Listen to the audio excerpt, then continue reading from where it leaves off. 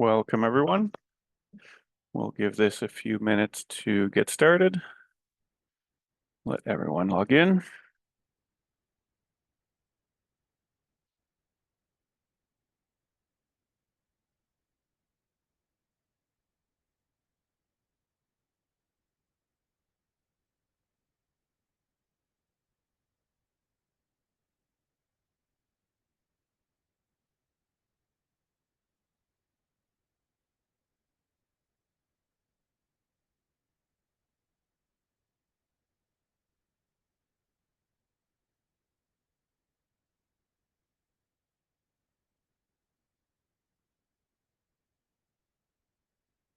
Nice to see everyone. Thanks for joining. Still see people logging in. We'll give it a moment.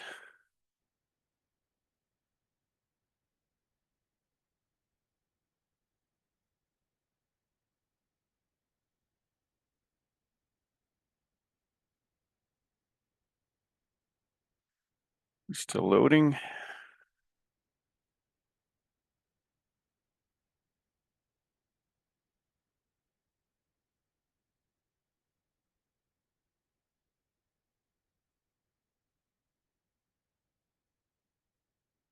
Okay, things are slowing down. I think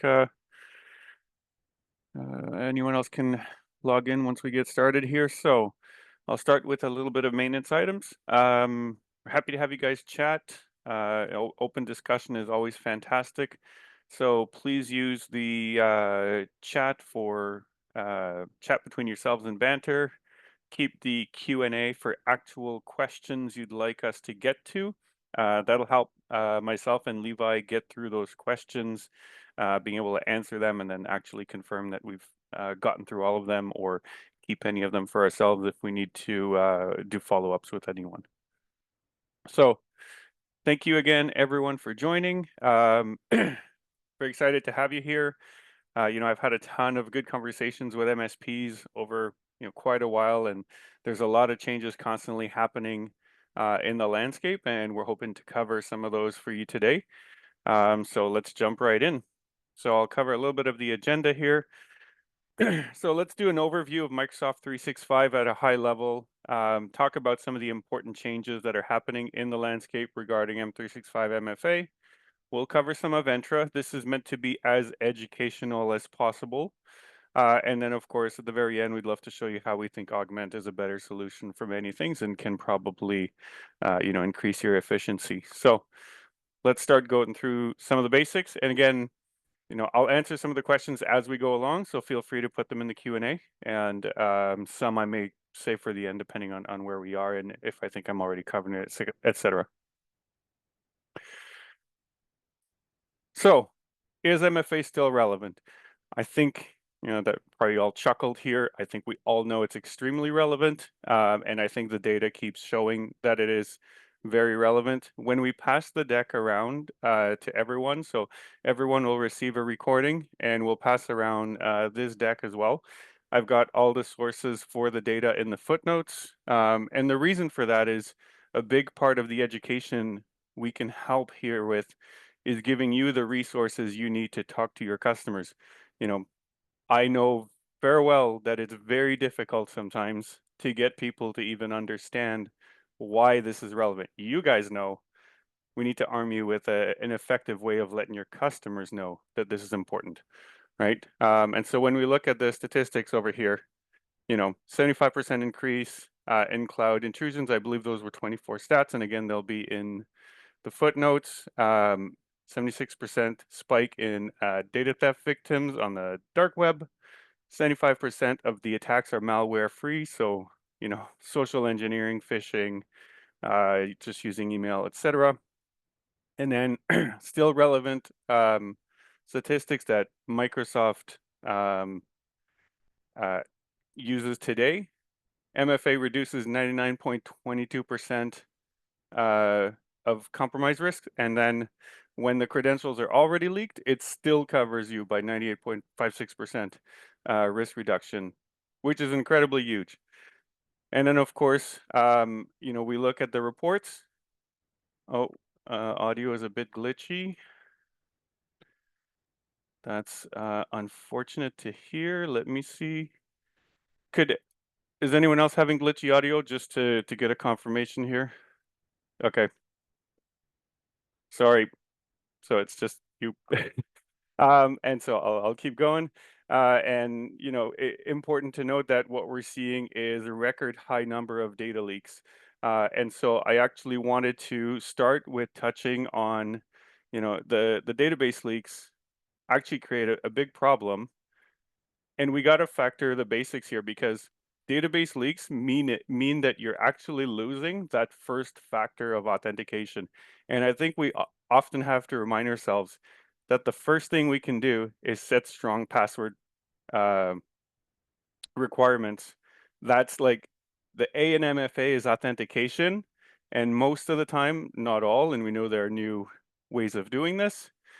But right now, it's still often password is the first thing we have to keep in consideration. So set stronger password requirements. Don't forget to update your banned password lists. Those come out every year. I've put, a recent recommended one of the most used passwords in the footnotes that we'll pass along. And Microsoft started recommending quite a few years ago not to expire passwords. Um, I think it was years before NIST finally adopted it. NIST CSF 2.0 has finally adopted this recommendation. I believe it is 2.0. I hope I'm not misquoting there, but they've finally adopted that recommendation, which was unfortunate for many of you for a while because you actually had to keep password rotations for companies that were having to adhere to NIST when we knew it wasn't giving you the best outcomes. So if I can reiterate why it's important not to expire passwords, Microsoft essentially with their data analytics found out that the moment you set, and you've all done this, the moment, as have I, you set a password expiration, you're simply going to recycle an easier password to remember and change one or so characters every time, right? You've all had your favorite password and then went through the exclamation, the at sign, the pound sign, the dollar sign, unless you actually cared, but you all know someone who's done this and then some, or a 1 2 3 4 5 6 at the end or whatever. And those behaviors are easier to crack than an extremely long sentence that's actually simple to remember, right? My address when I was 12 years old is 1849. And that makes an extremely complex password to break, easy to remember. And so that's actually a really good policy to put in place. So I'll do a little bit of a shout out here because I talked to many of you, and I was recently talking to one of our partners, MSP Corp, if you happen to know them. And they provided a very cool idea because they said that what they do is they actually add a pattern to the UPN. So basically, instead of my login being, first name dot last name at domain.com, which is extremely typical. And typically when we're talking about, phishing and social engineering, the hackers know that once they get an email, that's basically your login. So they're recommending that what they do is they actually add a pattern and essentially give you a unique username that you're not using as your uh, the friendly way that you're introducing yourself to the world. So even when there are social engineering practices and those kinds of things where they manage to get a password from you, right? Please enter your email. Oh, create a password for me. Well, it turns out that username won't be good on the M365 environment. And instead they just use the aliases to create a friendly email. So that was I think a very nice idea of a way of doing things slightly differently that aren't really difficult and bring back the value in that initial layer of security in passwords.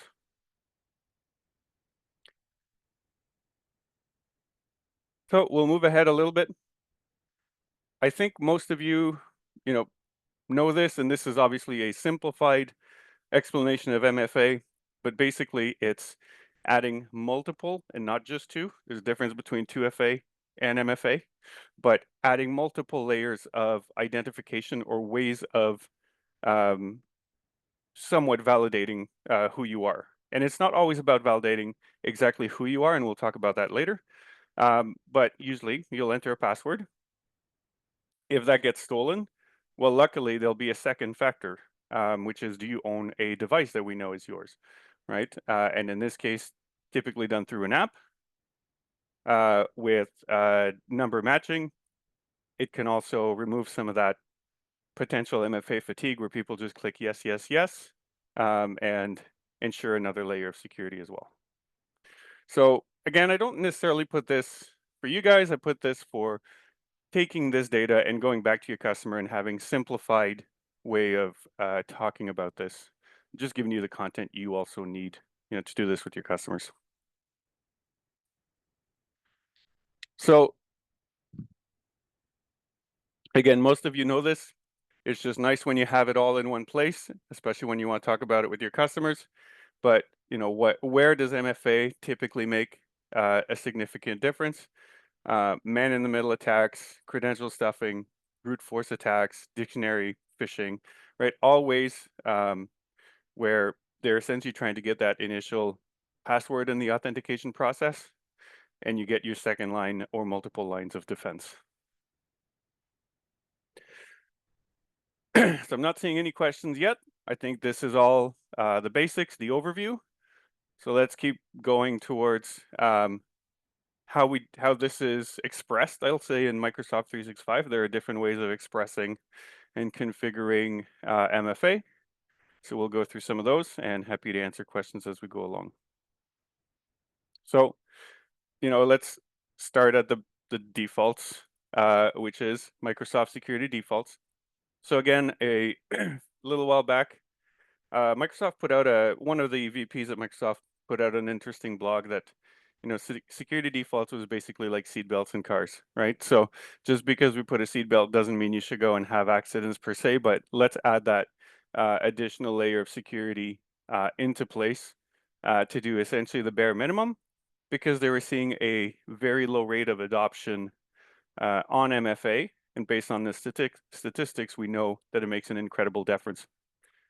So what it does is, and there's a little bit overlap between the first two things, but there's a slight difference. So it requires all users to register multi-factor authentication. We'll talk about that in a bit.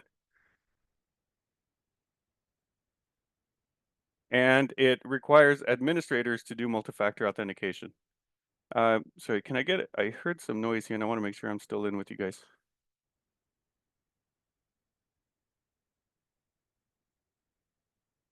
Can I get a thumbs up? Okay, good. Must have been another app. Awesome. So I think the second one is important, which is it requires admins to do multi-factor authentication. So that's a little bit different than just a registration, and then blocks legacy authentication protocols, because if there's a backdoor, which is essentially what those would remain, then it's a way for people to simply do single factor, which is not great. There are significant limitations though. To this. So someone just asked if we'll have the deck in the recording. Absolutely. And if you have to drop, we'll be passing it around. It's no problem. So security defaults has a no exceptions rules. And so basically that can be a limiting factor depending on your customer and the environment they're set up in. I think most of us know this, but there are old, printing services, printers that needed to use SMTP and things like that. They get shut down. If you have a veterinary clinic with old software, can't afford to upgrade, that gets blocked, so on and so forth.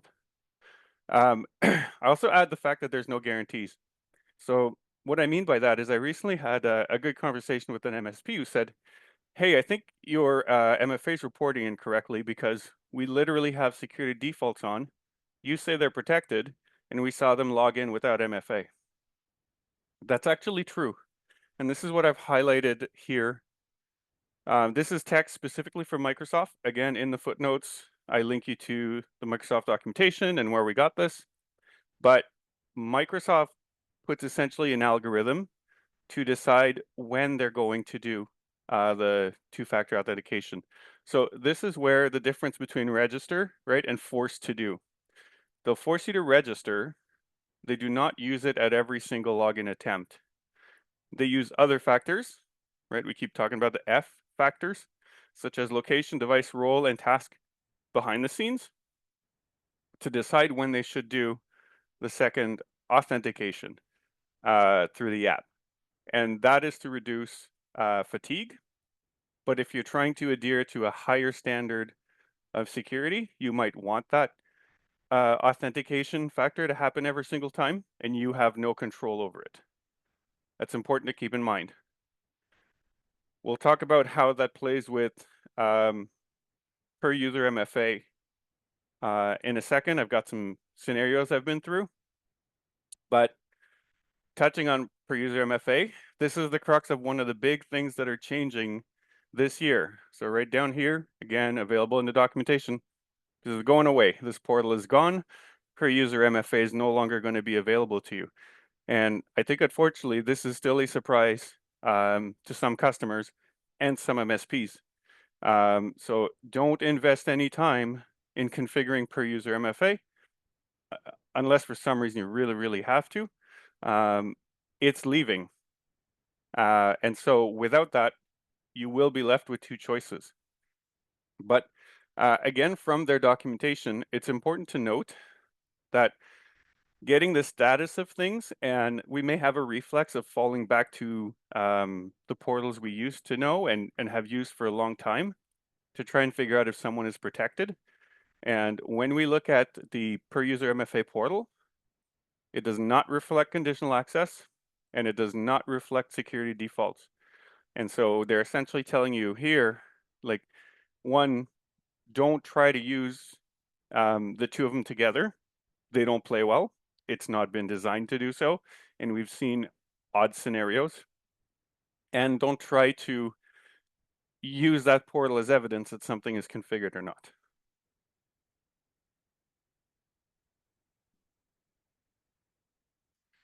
Okay, so we'll move ahead forward to conditional access, and I'll talk about some of those use cases as well. So obviously, conditional access is the Cadillac, right? It's the most flexible of tools. It adds multiple factors of authentication. So when we talk about MFA, security defaults, it's got what I would say behind the scenes multiple factors because as it said, they look at tasks, devices, browsers, locations. Those are all factors of authentication that they're considering before they prompt you for the authentication factor. Conditional access lets you actually enforce and control those so that they happen at every single point. And so that's an extreme amount of precision you can add in your security layer. You combine it with things like Intune, then you can do device location, device compliance, right? Those are factors of authentication. When you're doing GeoIP, it's a factor of authentication.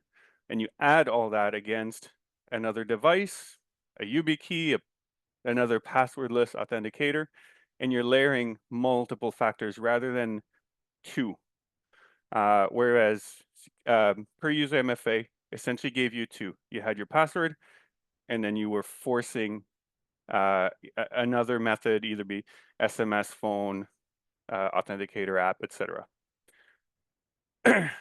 Without specialty tools that facilitate this, it typically requires a higher skill set than going on, per user and saying you have MFA, you have MFA, you have MFA. There's definitely a potential for mistakes. We've absolutely seen MSPs lock themselves out. Some scenarios they used augment to unbreak it, but we've definitely seen where they do things where they completely lock themselves out and they have to go back to Microsoft, which is a painful route to take. Of course, that means that you need a P1 license. So this is a cost on, obviously yourselves, but your customers, and it can be enriched with P2 and Intune licensing, etc. So within conditional access policies, there are sub-features such as blocking on user risk, high risk, etc. that actually requires P2 licensing.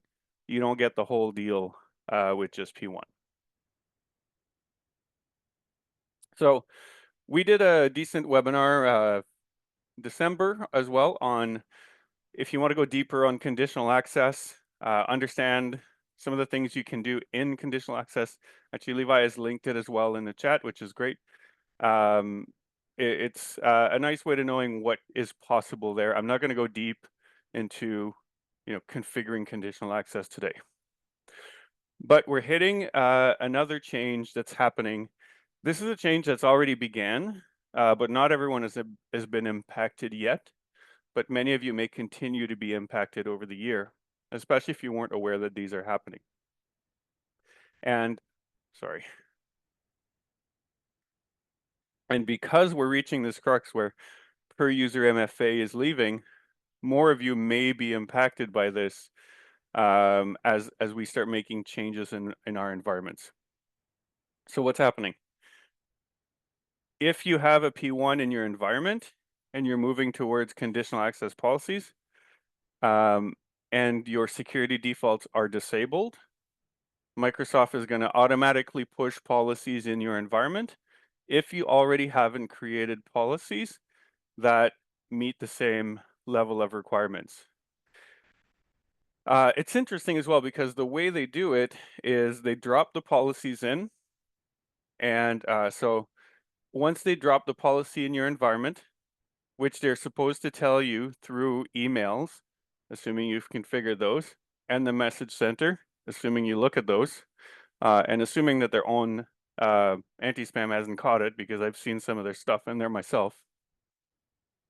Once you find out that this has happened to your environment, within 90 days, if you have not enabled the policy yourself or created an alternative policy that covers the same goals as the policies they've deployed, they're going to enforce it on you. Of course, none of us want to just turn on MFA without us being aware. We know that creates support calls, users that can't log in, users that need help setting up authenticators, and so on. So again, initially they drop in report only state. They supposedly tell you they're going to turn them on in advance, and then they turn them on. What you can do, so first of all, what you can't do is you can't delete them and you can't rename them.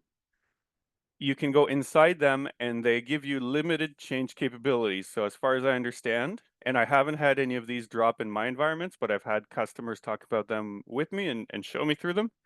But the documentation essentially says that you can make some changes to them, but I don't think you can take a policy that they've dropped and completely change the essence of the policy. Their goal is for these policies to do very specific things and force you to do these things. The scariest part for me is the exclamation marks. Is the fact that they said that based on technologies and changes in the landscape, they may change these policies over time. What the documentation did not specify is if they will change them only if they're in report only mode or if they're already live. But I would assume it's probably both cases. And so I would prefer, and yes, these policies are conditional access policies. That's correct, Steve. And so I would definitely rather implement my own solution and make sure that Microsoft doesn't take over. Now, there is a way to opt out as well, which is to specifically set the policy states to off. So leaving it in report only means it'll flip over. You can turn them off and set them to off. Now, they don't simply drop in one policy, and I don't think they necessarily drop them in together either. But I've seen no proof on this on my tenant myself yet, so let's cover quickly the policies that they're generating in the environment. One is for admins, and I'll say personal opinion is the goals here are great. I don't think that anything they're dropping in is wrong. I would say that everything they're dropping in, when we look at Augment's recommendations, we already have them in product. We think these are good policies to have. It's the surprise factor that you don't want to be caught with, which is why we're, talking about this today. So policies that cover 14 admin roles, that are considered to be highly privileged, and basically they'll be forced to do MFA. And this is for tenants where there's at least P1 in the environment, enter ID P1, and security defaults aren't enabled. Security defaults are enabled, you cannot do conditional access. So it really doesn't matter. The second one they can drop in is a similar one, but specifically for users where security defaults aren't enabled, where there's less than 500 per user MFA users enabled. And so it's interesting because it means that if you have more than 500 per user MFA enabled, they're kind of going to leave you in limbo mode for a while, until obviously they deprecate MFA. Sorry, per user MFA. And then another one, so one for re-authentication and sign-ins, and this is targeted to tenants that have Enter ID P2 licensing. Security defaults is disabled, and so they're going to automatically put you on a higher level because you have the P2 licensing, and do the re-authentications for risky sign-ins.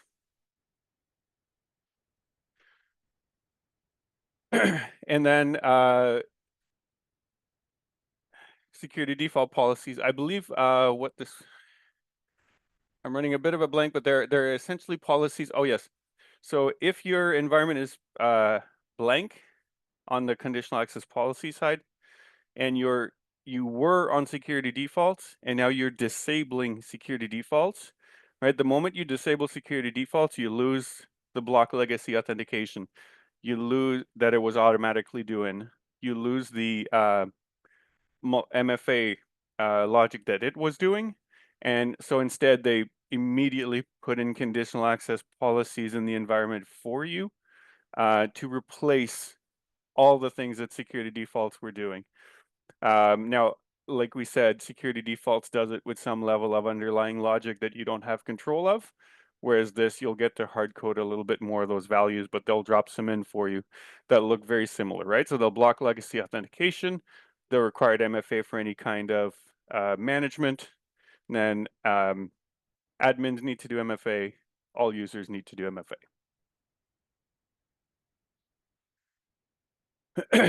And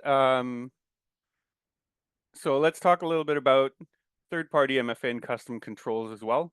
So another change that has recently happened is that Microsoft, and I think it's still technically considered under beta or may have come out of it under purview, but it is definitely what they are working towards right now. So custom controls do not satisfy MFA requirements right now. So the reason I put this here is if you have conditional access policies today, and then they go and drop in these new policies, and yours uses custom controls like a Duo integration or a OAuth integration. I think, sorry. That policy won't suffice to meet the requirements, and so their policy could and would enable within those 90 days. So keep that in mind, because you might say, oh, it won't turn on because I have a policy that meets the needs. Not if you're using custom controls. Now, if you're using a third-party client using the authentication methods integration, that does satisfy the MFA requirement. So the policies that would get dropped into the environment stay there, can't be deleted, can't be renamed. You'll want to set it to off for peace of mind, but it should not convert from report only to on automatically based on their documentation. And this is their exact documentation that's being copied here.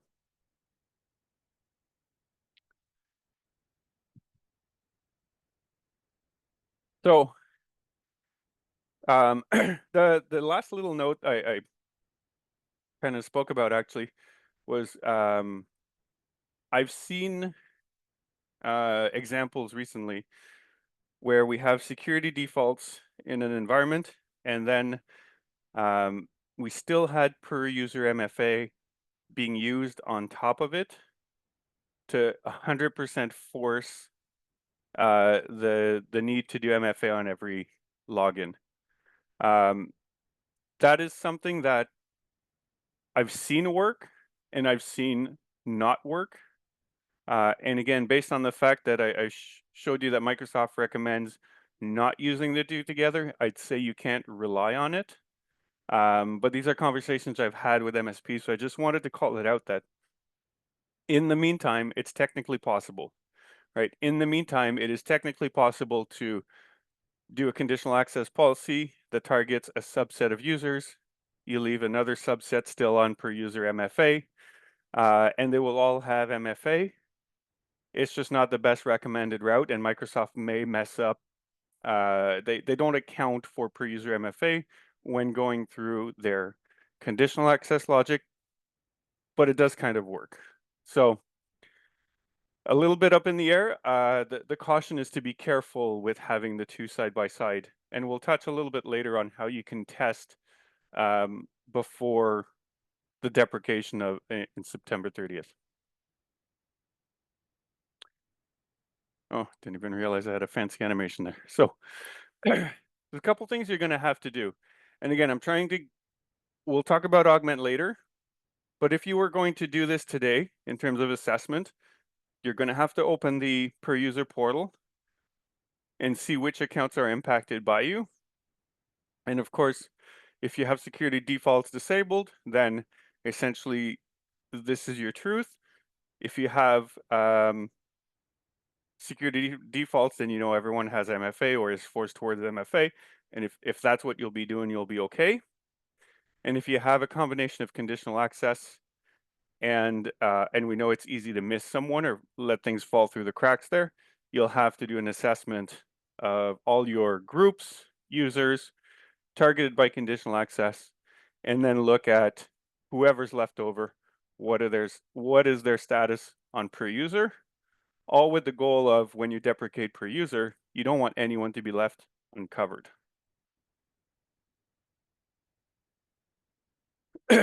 There are scripts that you can find online.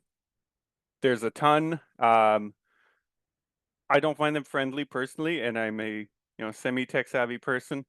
They don't take account everything most of the time. Many do take account for a lot of things. I'm certain that there are things that some of you could say augment doesn't take account for as well. So nothing's perfect, but there's definitely plenty of options. If your goal is to do this across multiple clients, I want you to know that there are ways to do this through scripting. It's still going to be a heavy lift for you, but it doesn't all have to be 100% manual. So, I think Microsoft's been talking about this deprecation. I've been talking about it, for a couple of years. And essentially Microsoft never said, we're getting rid of it because we want you to pay more for P1. They never officially said it. I get a strong feeling that that is the goal. And, to streamline to a solution that is clearly superior in conditional access.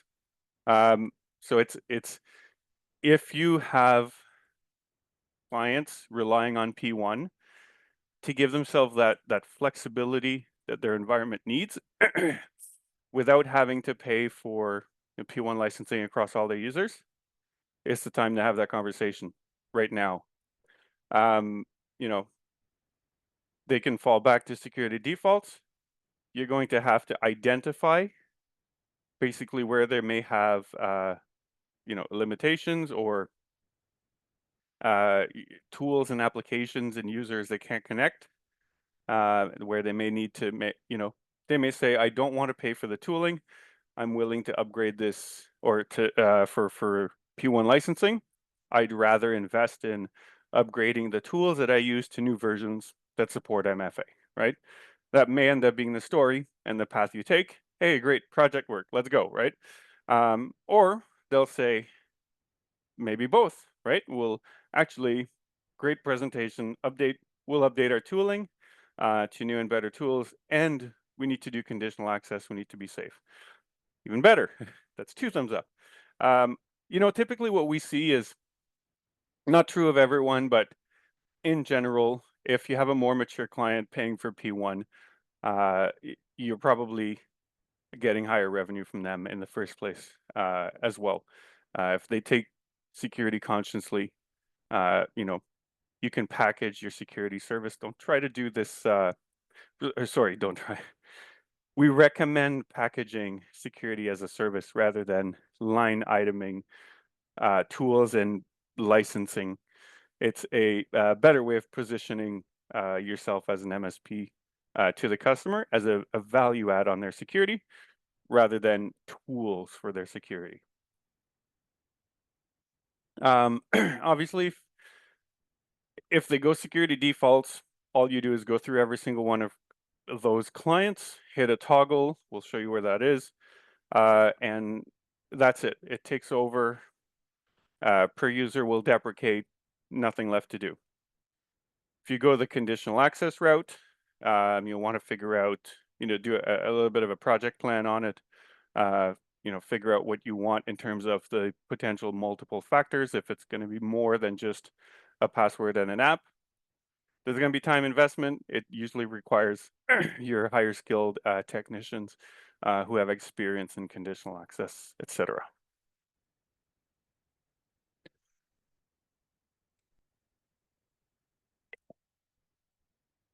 So this is essentially the differences. If you're doing security defaults, you just go to Entra, Identity, Overview Properties. I have conditional access enabled in the environment, but if I didn't, there's a toggle here. You can turn the security toggle on or off, and that controls your security defaults. Of course, conditional access, we all know, I think, under Entra Protection Conditional Access Properties, which enables when you have Entra IDP1, and you're going to play with this mess and multiple policies in order to achieve the outcomes that you're looking for with great flexibility and more capabilities for deeper security. And then you have to configure your authentication methods. So this is one of those newer things that were released a while back, which tells basically the end users when they try to register the ways they can do their additional authentication, which methods are supported. And if you're doing conditional access, this will end up being the last piece. This is where you can do testing. So once you've set up and this is purely for conditional access. Once you've set up your conditional access and your authentication methods, you can say I'm in a pre-migration mode, right? And you're setting things up, but for now, respect in quotes, but continue to respect the legacy per user MFA. So while you're setting things up, if you had things in per user MFA, they keep getting challenged. That keeps getting respected, essentially as a fallback, right? Once you have a migration in progress here, which is essentially use policy authentication for self-service password reset because that got migrated to the authentication methods. But again, it says keep the per user MFA on and allow me to use self-service password reset from the new authentication methods. And then when you really want to test your go live, and you think you have got all the policies in place the way you want them, then you're going to change the setting to migration complete, and it's going to absolutely start ignoring per user MFA. So you can turn everything to enable in per user MFA. If conditional access policies is not set up to do MFA, you should not get prompted for MFA, right? It's going to absolutely only respect conditional access policies, and that essentially, once you've got it in this state, doesn't matter anymore what happens on September 30th because you've already kind of sequestered that part of the product, and you know that you won't be impacted by new outcomes. So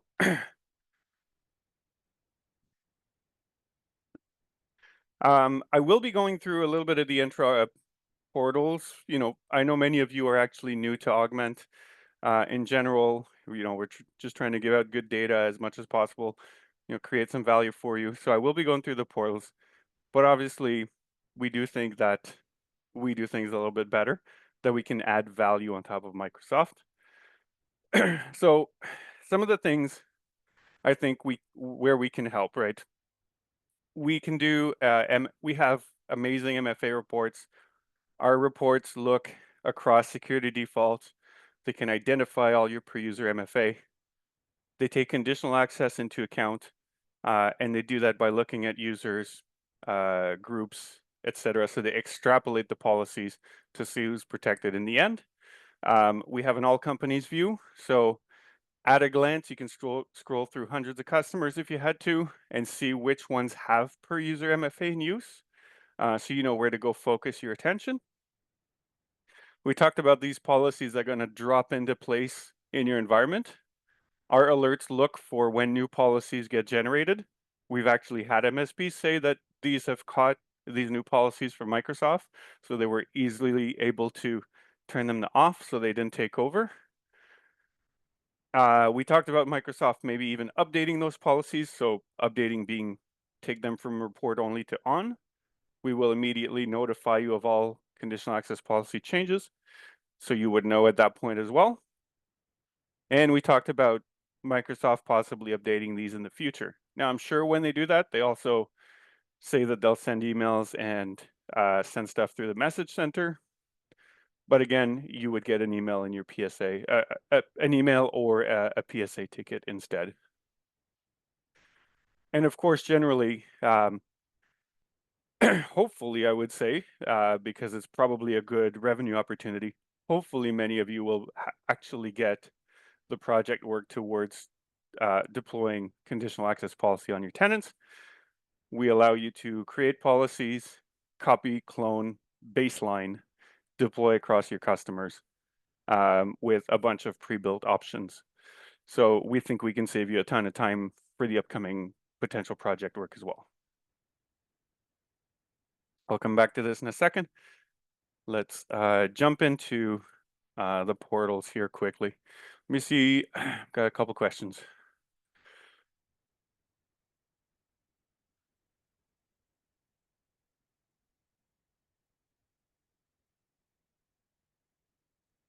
Yeah, I think generally the question I think is about supporting large private schools. They've been resistant to YubiKeys. What other MFA methods could be employed? Yeah, that's interesting. Especially if they're resistant to YubiKeys, they're probably not keen to using their own personal devices as well. No, I think you'll be looking at some forms of passwordless MFA, location based items, or maybe device compliances. I don't know if this private school is allowing them to log in with their own devices or school-based devices. That could be another way of potentially doing that. So, you know, I would say these are tough ones to answer just on the top of my mind. Those are potential recommendations, but definitely reach out. You know, we'd love to have a chat and see if we're able to help. Okay, so let's jump in quickly. So what I wanted to go through was the security defaults. So to get to security defaults, you go to your Entra portal, right? So identity or straight to your Entra, go to your overview. It's under properties, and you would have a toggle here for any tenant where conditional access is not enabled. Depending on when your tenant was created, I forget the date, it's like April 25 of one of the years, I believe. It may not have this by default. It started becoming default after a certain cutoff point.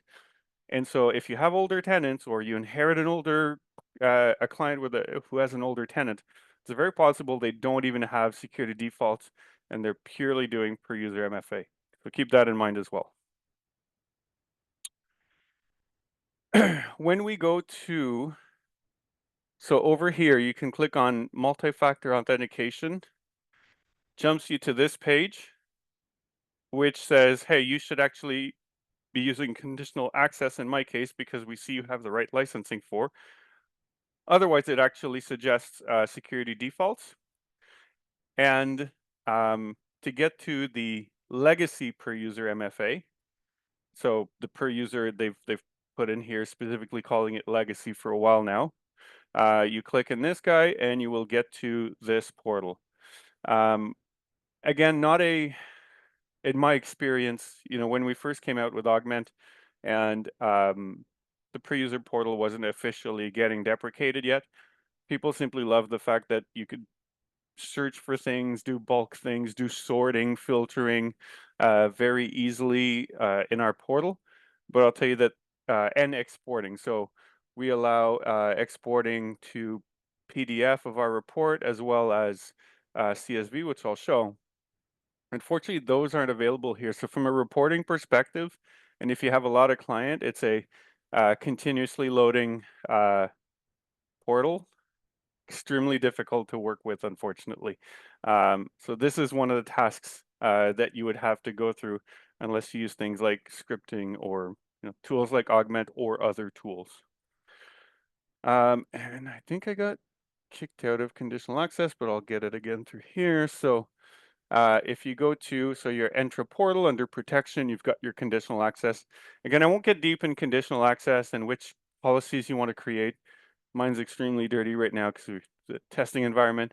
But we've, again, done a great webinar on that. Levi's already dropped it in the chat. It'll be in the presentation. Have a look at that for our recommended policies, etc. on that. And then once you've done your policies and you're confident with it, enough to start testing is when you'll come to your authentication methods. You want to make sure you configure which authentication methods people have access to. So you can see here, right, I don't have this configured, I don't have cert configured, so they're set to no, but people can use these other factors. And for example, you click into it and you would set who's allowed to use it, be it all users, be it groups, exclude specific users, and there's additional configurations you can make to them if you feel like it. See if any questions pop up.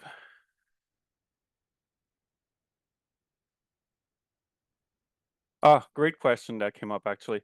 So I'll touch on that when I go through. Well, I'm jumping into Augment right now actually. So let's jump in onto the other side, and I'll catch this question near the end of going through Augment. So this is how, obviously, guys, let me come back to it. This is the pitch, okay? So we try to generate as good value as we can. We're giving you the deck, we're giving you the data, arm yourself with the customers. Obviously, there's a pitch to these at the end. Hope you stick around for it. So we think there are better ways to give you the access to this information. Many of you have 20, 50, 100 clients. So at a glance, I want to be able to see across my customers who's using per user MFA, right? So 80% of my tenants in my case. Fantastic. Where are they? One of them is right here. 100% of them, the employees in this tenant use per user MFA. Over here as well, this guy's on security defaults, right? I don't need to pay attention to him. He's good. Like September 30th won't affect him. Let's start looking at these bad boys, right? And that's how easily you can get the data to know where you need to focus your time, who you're going to have conversations with. Now, our report gets very granular as well. So I can now, and you'll see that it was a lie a moment ago because it said per user only. I made some changes just before this, and so I hadn't refreshed the page to synchronize.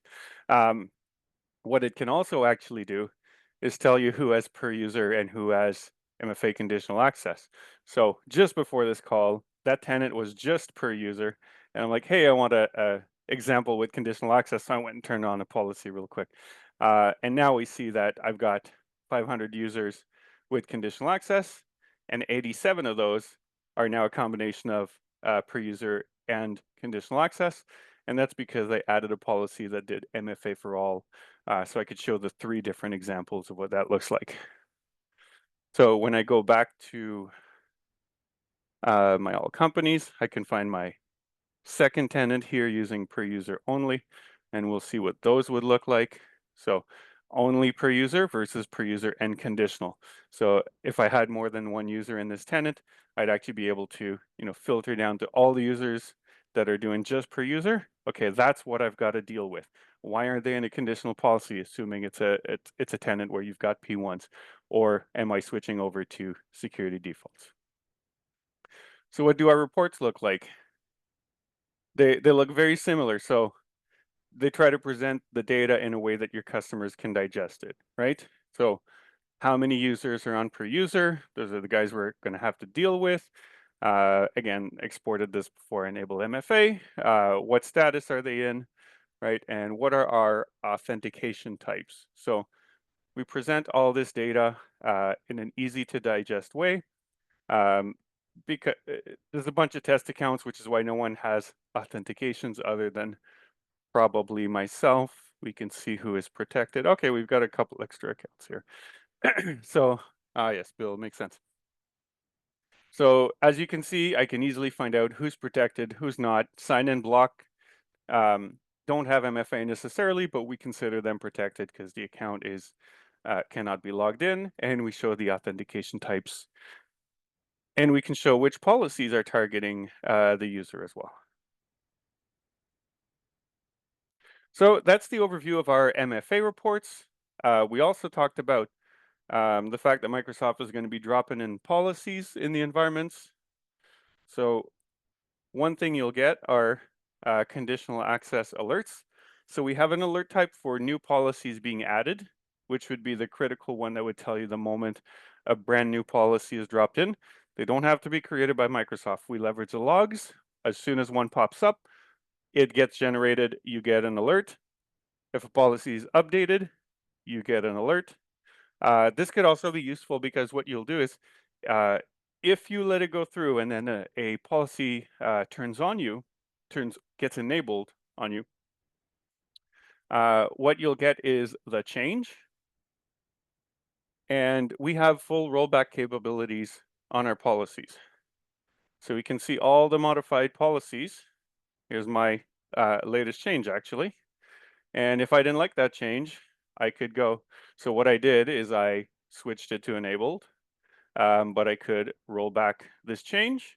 If I want to go further back in time, I can roll back to a specific point. So again, a policy would get enabled. You can absolutely just come here and disable it. Or if there are multiple changes happening to a policy and you want to roll those back, you can roll back all the changes or go back to another point in time. So I think that covers, pretty much all the use cases right now that could surprise us. There's this change happening September 30th that we want to be ready for. And of course, we want to talk about deploying policies. So with the changes coming, you identify who has MFA. You want to roll out policies. So Augment has a nice set of out-of-box template recommendations from simple to requiring MFA for users or for admins, potentially with anti-phishing, etc., to some more complex policies that require P2, endpoint, device protection, etc. You can baseline these as well. So when we look at the policies here, some of them will be in baseline. And so what that will do is deploy multiple policies in a block. So again, the whole point is you don't need to remember. You've set your defaults, you know what you want to deploy across your customers, and you can replicate it. And that should cover, Augment does so much more. But I'm trying to stick to the theme of MFA and the changes that are happening currently and coming soon, potentially to your tenant, and just hitting those specific items. But I will go a little bit beyond and say there's a good question about licensing, because we know that it's possible to have a single license on a tenant and that turns on all the functionality. And Microsoft says it's your responsibility to ensure that the tenant is fully licensed. We do have checks for that. So we have one for And actually, I should say, there we go. So if you're utilizing Enter ID P1 or Enter ID P2 features, you want to make sure you have all the licensing in place and not get slapped with, terms of uses. And we do help you validate that. So that was a question for Casey. Thank you for the great question. Of course, like I said, we do so much more. So, right, we're there to help you set best practices. You saw conditional access with baselines. We have security configurations with baselines. Again, this is for those of you who are new to Augment, right? We have your real-time alerting for intrusions, risks. And when I say risks, right, I mean a change happened to the environment. Not necessarily you got hacked yet, but it opens a hole, right? And you want to know about that environment drift so you can close those holes. And then, of course, getting the data to you. We have best-in-class reports. We have API access, and so the platform as a whole, makes you ultra efficient. So we're open to any questions. I will. So I've answered these guys. So please put any questions in the Q&A if you have any. And of course, we have an offer for you. We want you to be aware that if you're new to Augment, there are multiple ways to get in the door, but we do have a starter pack where you can get 1,000 seats for 99 bucks a month. And so what those are is 1,000. We have essentially two product offerings that are considered kind of an entry point, right? It's not everything Augment does. There's an MFA tool, and then there's an alerts tool. And so you can get 1,000 seats of MFA, or 1,000 of alerts, or 500 of each for 99 bucks a month. Frank asks a good question. So what's the reason Microsoft will stop using pre-use MFA? All I can do is throw my arms up. As a product manager, I've got to think that one of it is cost of upkeep between security defaults and conditional access. Like, conditional access is best of breed, right? It's just that the only thing that's stopping us from using it most of the time is the fact that it's paywalled. But that's got to be their justification, is the fact that they now have three things to do, essentially, roughly, to some level, the same thing, and wanting to force people to pay more. But I can only guess. I can't be, I can't say with certainty.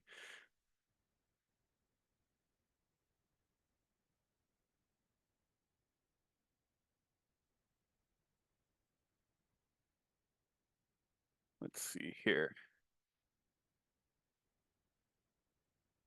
Oh, great. So Andy, great piece of feedback. I'll suggest, I'll remember it, of course, but you're always welcome to submit those to our support desk. So Andy's a customer, and he says it'd be great to be able to sort our MFA reports to actually filter out companies that have 100% adoption. That's amazing. I'll pass that on to my UX team as well. I love that.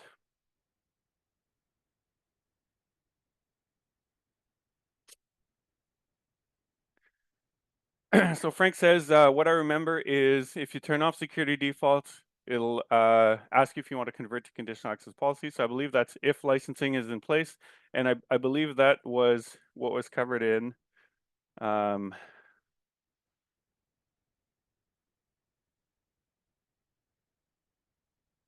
to go back as quickly as it'll let me here.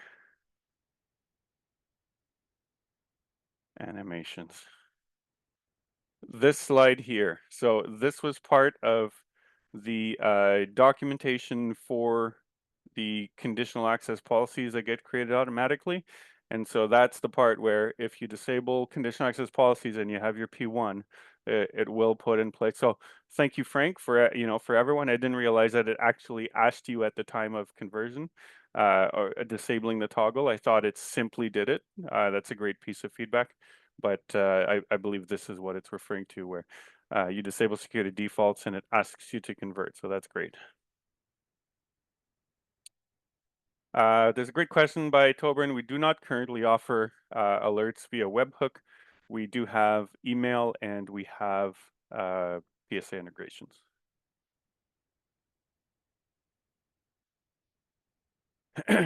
So I see some people are starting to drop off. I'm just going to say, I want to take the moment to say thank you for everyone. Reach out to us if you have any questions.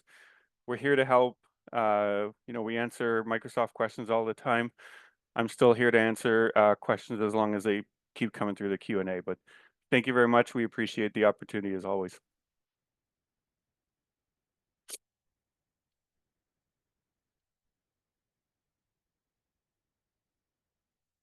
Yeah, another comment here, which says someone attended some Microsoft training and they said the SMS method will be gone. Realistically speaking, I think most MSPs don't recommend SMS as a strong factor of authentication anymore.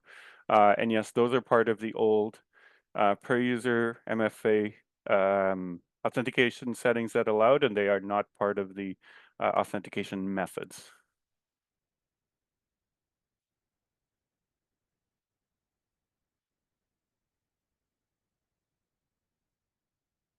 So there's a question about being able to add UB keys to two tenants, unlicensed tenants. So Jonathan, I do believe what you're asking for is possible, assuming that they have the licensing in place for P1, which will be necessary for UB keys. I do believe that what you're asking about, having two global admins that are unlicensed, can they get UB keys? I do believe that would be possible.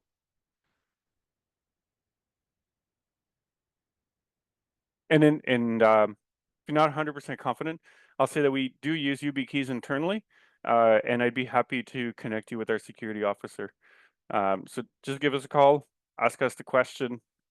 We'll get you in touch with our security officer. Would be happy to answer this question with you. Sometimes there may be a couple of conditions on the tenant that can help us validate things with you. All right, I think the questions have stopped coming in. We're going to end this for everyone. Again, we thank you for your time, and we'll pass around the webinar and the documentation. Thank you all for your time.